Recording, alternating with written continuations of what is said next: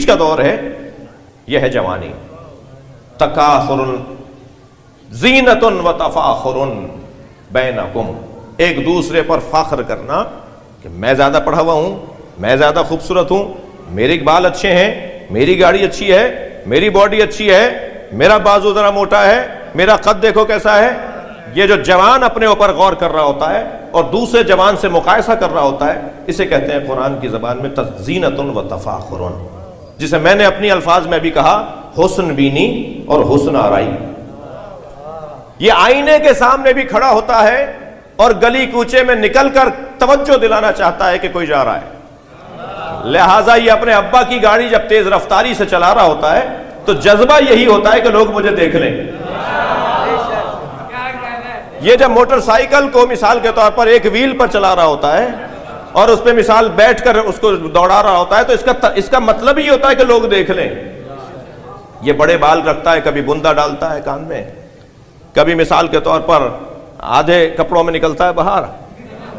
یہ جو طرح طرح کے حلیے اپناتا ہے اور طریقے اپناتا ہے، یہ قرآن کی زبان میں اس کی نفسیات ہیں. اور نفسیات یہ ہے کہ زینت و تفاخر، لوگ مجھے دیکھیں. اب یہ جو اپنے آپ کو دکھانے کا جذبہ ہے، یہ ہے جوانی جی.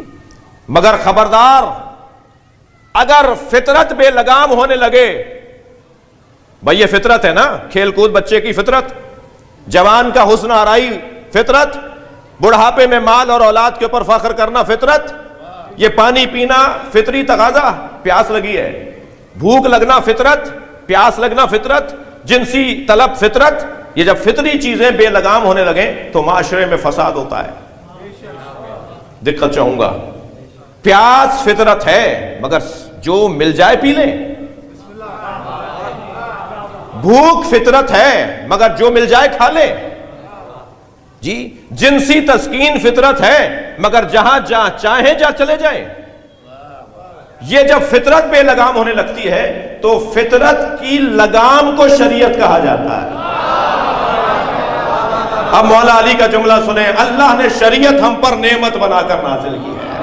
صلوات پڑھیں محمد و آل محمد. خبردار، ہر پانی، ہر پینے والی چیز پینے کی نہیں ہے، ہر بہنے والی چیز پینے کی نہیں ہے. ہر غذا جو سامنے رکھی ہے وہ کھا نہ لینا، ہر جگہ چلے نہ جانا. اللہ اکبر. یہ جو نہ کرنا نہ کرنا نہ کرنا، نہ کھانا نہ پینا، یہ ہے احکامات شریعت. فلاں کام نہیں کرنا، فلاں کام نہیں کرنا، یہ شریعت ہماری فطرت کو بے لگامی سے بچا رہی ہے. عزیزان گرامی، حسن آرائی جوان کی فطرت. میں نے اس جملے کے لیے 2-4 جملوں کی تمہید لی. حسن آرائی یہ جوان کی فطرت. تو کیا اچھا جوان کی بات کر رہا ہوں، لڑکے اور لڑکی کی بات نہیں کر رہا. جوان کی بات ہو رہی ہے، جوان کی بات ہو رہی ہے. لڑکا بھی اسی کیفیت کا حامل ہے اور لڑکی بھی اسی کیفیت کی حامل ہے، بلکہ لڑکیوں کے ہاں یہ جذبہ زیادہ ہے. تو جوان کا مطلب ہے کہ وہ حسن آرائی چاہتا ہے، لوگ دیکھیں اسے، اس کو طرف توجہ کریں. تو یہ فطرت ہے نا، اور یہ فطرت بے لگام ہو جائے تو فساد ہوتا ہے.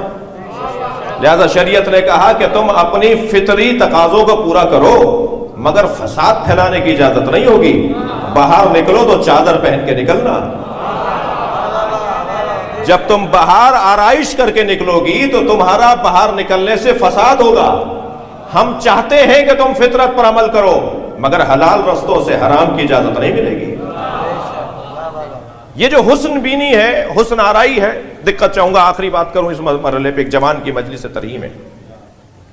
یہ فطری مسئلہ ہے. آپ دیکھ لیے سب سے زیادہ آئینے کے سامنے کون کھڑا ہوتا ہے؟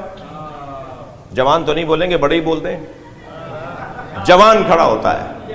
زیادہ آئینے کو ٹائم کون دیتا ہے؟ زیادہ آئینے کو ٹائم جوان دیتا ہے. گھنٹوں کھڑے ہیں صاحب، ایک ہی چہرہ ہے بھائی، وہی ہے. ابھی صبح جو تھا وہی ہے، اور یہ صبح والا چہرہ شام تک 10 دفعہ آئینے کے سامنے. اور اگر آئینے کے سامنے سے گزر ہو جائے تو پہلے اس کو دیکھے بغیر 2 قدم آگے نہیں بڑھائیں گے جی. اور یہ کبھی بال بنائیں گے، کبھی خوشبو لگائیں گے، کبھی پاؤڈر لگائیں گے، کبھی مثال لوشن لگائیں گے، اور اپنے آپ سے کہہ رہے ہوتے ہیں مجھ سے زیادہ تو کوئی خوبصورت ہی نہیں ہے. اللہ کا کام بھی تو اللہ کا ہے. ناک موٹی، آنکھیں چھوٹی، پیشانی چھوٹی سی، بھویں بڑی بڑی، آنکھیں چندھی مگر اپنے آپ سے کہہ رہے ہوتے ہیں مجھ جیسا حسین کوئی نہیں ہے۔ یہ کرم ہے پروردگار عالم کا کہ ہر شخص کو مطمئن کر دیا۔ یہ کیسا ہی بدصورت ہو اپنے آپ سے کہتا ہے، مجھے کہتے ہیں میری ناک موٹی ہے، اسے دیکھا ہے وہ کیسا ہے۔ یہ جو اپنے آپ سے باتیں کر کر کے اللہ کا شکر ادا کر رہا ہوتا ہے، یہی تو اللہ کی توحید کی دلیل ہے۔ کون ہے جو اسے مطمئن کر رہا ہے؟ صلوات پڑھیں محمد و آل محمد پر۔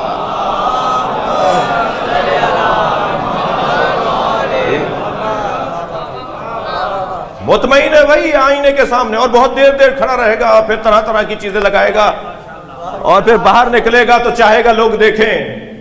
اگر کوئی نہیں بولے گا کیسے لگ رہے ہو، تو یہ پھر منہ پھٹ ہو کر نکٹے ہو کر خود ہی بول دیں گے کیسا لگ رہا ہوں۔ اب وہ تو بتا ہی نہیں رہے تھے کہ تم کیسے لگ رہے ہو، تو یہ خود ہی پوچھ لیتے ہیں کیسا لگ رہا ہوں۔ تو وہ بھی بیچارہ، بعض تو بڑے مہذب دوست ہوتے ہیں تو تعریف کر دیتے ہیں اچھے لگ رہے ہو، اور بعض جو ہے وہ غیر مہذب دوست ہوتے ہیں تو کہتے ہیں کیا لگ رہے ہو۔ تو یہ جو کیفیات ہے نا، یہ جوانی کی کیفیات ہیں۔ اس میں عزیزان گرامی یہ چاہتا ہے کہ آئینے کے سامنے اپنے آپ کو دیکھے جی، اور چاہتا ہے کہ باہر نکلوں تو سب دیکھیں۔ یہ فطرت ہے نا۔ اب میں نے ایک حدیث پڑھی، ان اللہ جمیل ویحب الجمال، اللہ خود بھی جمیل ہے، جمال کو پسند بھی کرتا ہے۔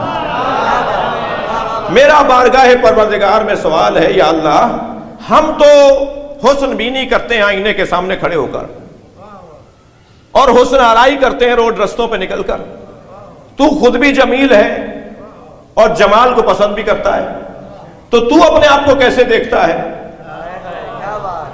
تیری حسن بینی کیا ہے اور حسن آرائی کیا ہے؟ تو میں حسن بینی کے لیے دقت چاہوں گا، آئینے کا سہارا لیتا ہوں نا۔ آئینہ دو چیزوں سے مل کے بنتا ہے، جلا اور کثیف مادہ۔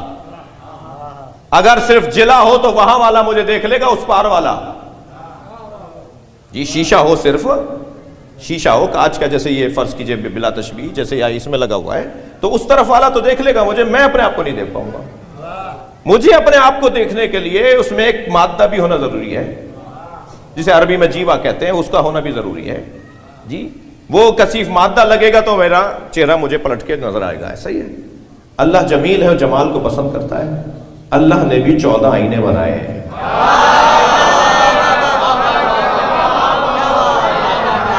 صلوات پڑھیں گے محمد و آل محمد۔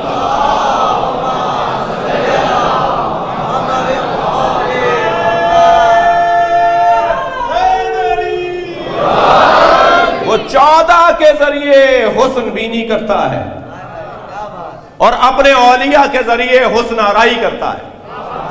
یہ شہباز قلندر حسن آرائی پروردگار کا نام ہے۔ یہ شاہ عبداللطیف بھٹائی اللہ کی حسن آرائی کا نام ہے۔ یہ جتنے اللہ کے ولی ہیں یہ اللہ کی حسن آرائی کر رہے ہیں۔ تمہیں یہ سمجھ میں نہیں آ رہے تو ان کا خالق کیا ہوگا؟ تمہیں علی سمجھ میں نہیں آیا تو علی کا مولا اللہ کیا ہوگا؟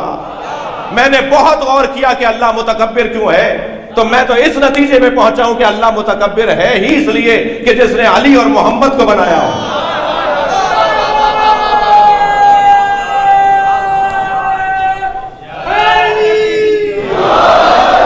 اس کا حق ہے کہ وہ کہلوائے اللہ اکبر۔ اللہ اکبر اسی کا حق ہے، اس لیے کہ وہ خالق محمد علی ہے۔ یہ حسن آرائی پروردگار ہے، جلوہ گہے قدرت الہیہ، جلوہ گہے علم الہیہ، جلوہ گہے حسن الہیہ، جلوہ گہے جمال پروردگار۔ یہ گھرانہ ہے۔ اللہ جوانوں کی جوانیوں کو سالم رکھے اور جوانی کو دیوانگی میں تبدیل نہ ہونے دے۔ جوانی دیوانی ہو جاتی ہے اگر مجلس کے بغیر ہو۔ یہ مجلس جوان کو کنٹرول میں رکھتی ہے۔ اگر مجلس یعنی معرفت اہل بیت اور علم اہل بیت نصیب نہ ہو تو علم کے بغیر شجاعت دہشت گردی ہے، علم کے بغیر سخاوت فضول خرچی ہے، علم کے بغیر غیرت تکبر ہے، غیرت کے نام پہ تکبر، علم کے بغیر اگر کوئی بھی کمال حاصل کریں گے تو وہ فساد کی طرف لے کے جائیں گے۔ تو کیا کریں کہ ہمارے کمالات کنٹرول میں رہیں؟ اس کا واحد ذریعہ ہے علم اہل بیت سے آشنائی اور آگاہی۔ جب اس دروازے پر ہمارے پاس تو یہی علم ہے بھائی، مجھے بہت اچھا لگ رہا ہے، یہ ہیں کم سن بچے مگر بہت اچھا ان کے ابا اماں نے تربیت کی ہے، یہ شاید گھنٹہ مجھے ہونے کو ہے مگر یہ بڑی تسلی سے بیٹھے ہیں جی، یہ بڑا حسن ہے۔ ہمارے پاس علم کس چیز کا ہے؟ لوگ چپے چپے پہ مدرسہ بناتے ہیں، ہم چپے چپے پہ علم لگاتے ہیں۔ کیوں؟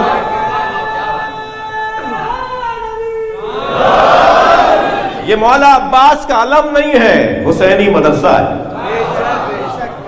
کچھ نہیں اگر اس مدرسے سے ملتا تو کم سے کم رونے کا اور دل نرم کرنے کا مشق اور سبق ضرور ملتا ہے۔